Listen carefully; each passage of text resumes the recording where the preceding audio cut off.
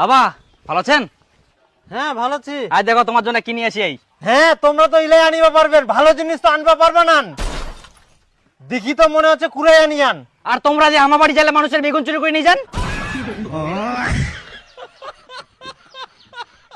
আচ্ছা জামাই বসো, যাও যাও বাড়ি যাও, এলার কথা কই লাভ নাই। শাশুড়ি দাও যাও। হ্যাঁ ভালো আছি।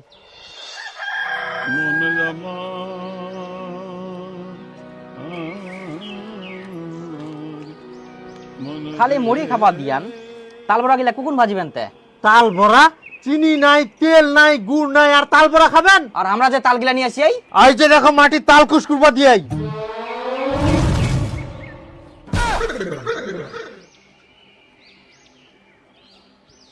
টেক গাজক তারপরে খাবা আসেন।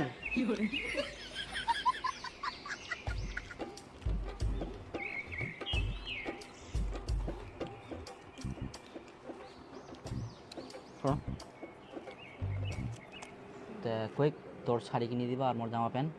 মুই কইবা পারিম না, তুই কই। মোর ভয় লাগে। হয় গান্ডুরা। শ্বশুর মশাই, তোমার তো এবার অনেক টাকার পাট বিক্রি করলেন, আর কদিন পর তো পূজা, তো তোমার বেটিক শাড়ি আর আমাক জামা প্যান্ট কিনে দাও আজকা।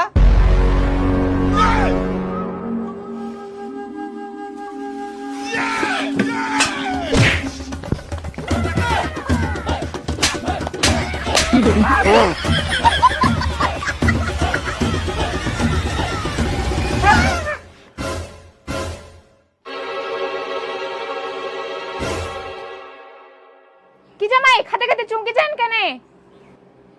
না মানে সেরকম কিছু হয়নি, হঠাৎ করে মনে হয় মাথার তাল পড়িল।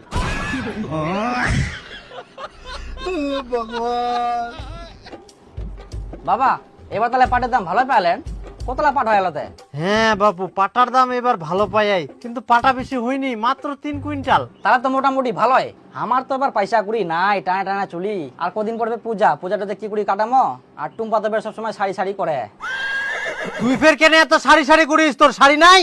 শাড়ি কি করে থাকিবে, একটা তো শাড়ি কিনে দিনি। তাহলে তোর মায়ের দুটো শাড়ি নিয়ে যাস, টাকালা বেকার নষ্ট করি কোনো লাভ নাই। হ্যাঁ মোর শাড়িগুলো নিয়ে যাস, মুই বস্তা পরে বেরাম। তোর বাপ মোগন এগুলো শাড়ি কিনে দেয় না।